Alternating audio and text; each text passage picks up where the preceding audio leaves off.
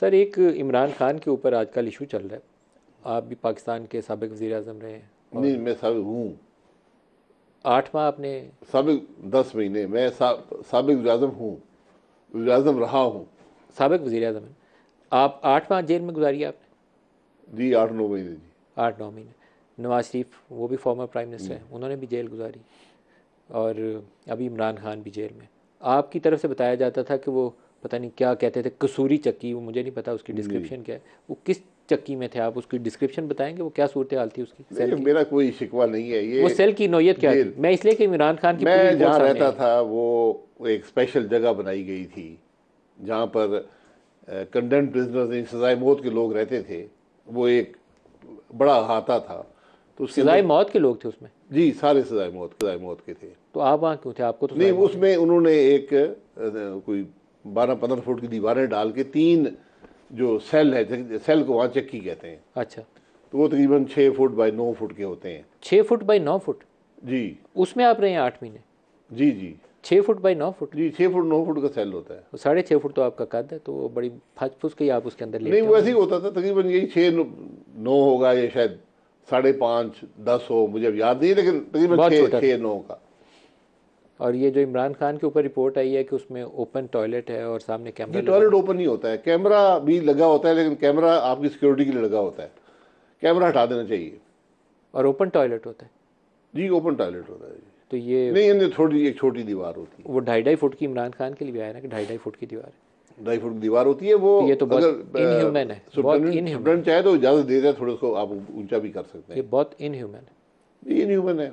हमने मैं जब पहली दफ़ा जेल, जब हम मुशर्रफ दौर में गए थे, तो कराची में, तो दरवाजे पे 24 घंटे 2 अफराद खड़े होते थे, जो अंदर बिल्कुल दरवाजे के सामने, लेकिन जितना आप दूर है ना, अब 9 फुट की अगर वो है तो 2 अफराद दरवाजे पे खड़े होते थे एक वर्दी के बगैर।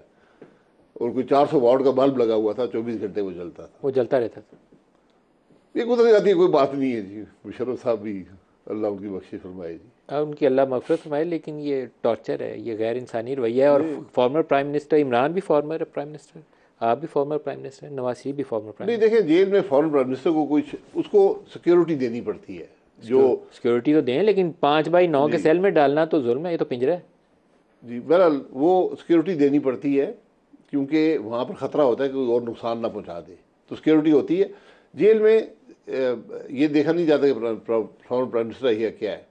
जेल में 2 क्लासेस हैं, एक ऑर्डनरी क्लास है, एक बी क्लास कहते हैं, बेटर क्लास। ये कानून के मुताबिक अंग्रेज़ ने बनाया था कि जो लोग टैक्स अदा करते हैं, पढ़े लिखे हैं, कोई सियासी नौयत के हैं इस मामलात, तो उनको वो जगह दी जाती है।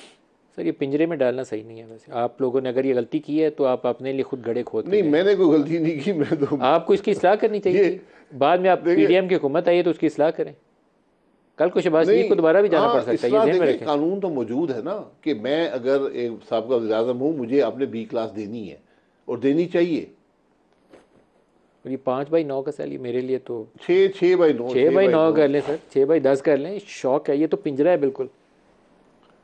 पता नहीं, वो ऐसी मुश्किल नहीं होती, महसूस नहीं होती। सर आप तो फिर आदी होंगे, आपको नहीं, नहीं आती हुई नहीं तो मुशर्रफ ने भी पकड़ा था और किसी ने भी पकड़ा होगा। नहीं, वो 1.5 पौने 2 साल से ज़्यादा वहाँ गुजर गए थे, 2 साल के करीब।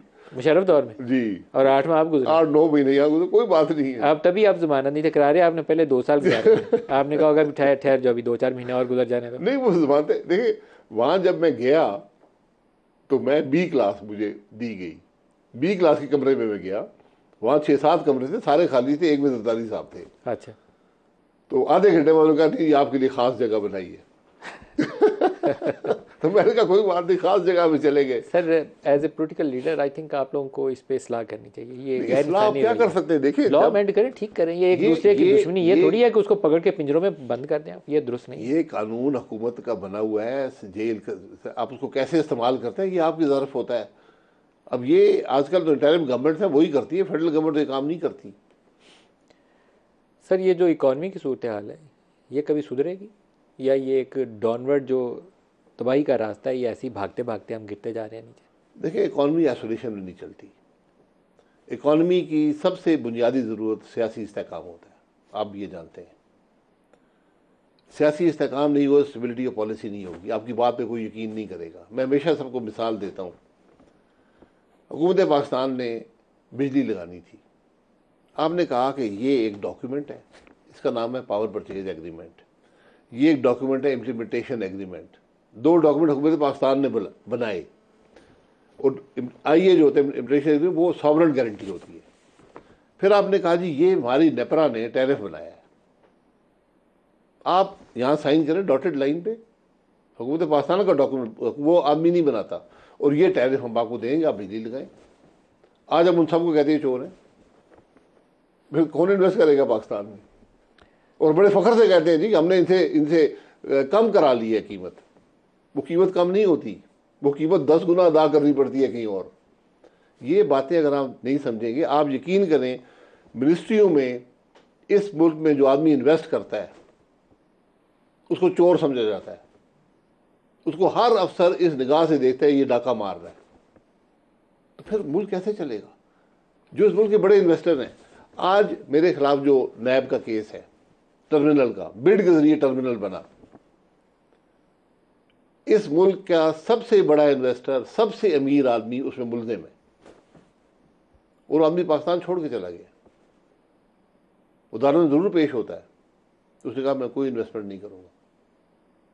ये आप इन बातों को नहीं समझेंगे, मुल्क कैसे आगे चलेगा? आप ये SIFC बनाए, SIFC का मतलब क्या है कि हम झूठ बोलते रहे हैं, हम अपनी पॉलिसी पे कायम नहीं रह सके, हम अब आपको जो अब इन्वेस्ट करेगा स्पेशल ट्रीटमेंट देंगे। यानी हम आपसे वादा करते हैं कि आपके खिलाफ कोई खिलाफ वर्दी नहीं होगी, आप इन्वेस्ट करेंगे, आपको नैब नहीं पकड़ेगा, आपको अदालतें नहीं पूछेंगी, आपकी जो पॉलिसीज हैं वो वन विंडो ऑपरेशन होगा, सब कुछ ठीक होगा, SBR तंग नहीं करेगा। ये हम आज वादा कर रहे हैं SIFC के ज़रिए, आला तरीन सतह पर उसकी निगरानी होती है।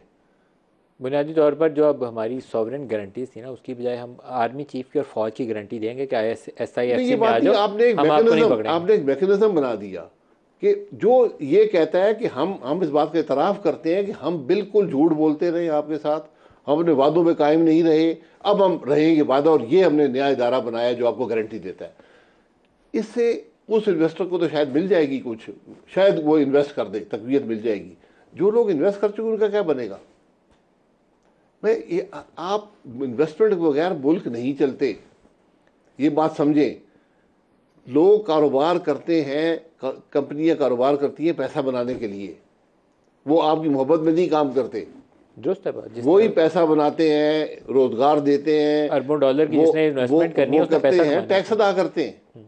आप उनको चोर समझते हैं। मैं आपको हकीकत से कहता हूँ, मैं हमेशा मिनिस्ट्री में देखा है कि उनको बाहर बैठा देते हैं, उनसे बात नहीं करेंगे, उनसे मिलेंगे नहीं, उनके मसाइल हल नहीं करेंगे, मुल्क कैसे चलेगा? डॉलर को कहीं ब्रेक लगेगी? डॉलर सप्लाई डिमांड की बात है।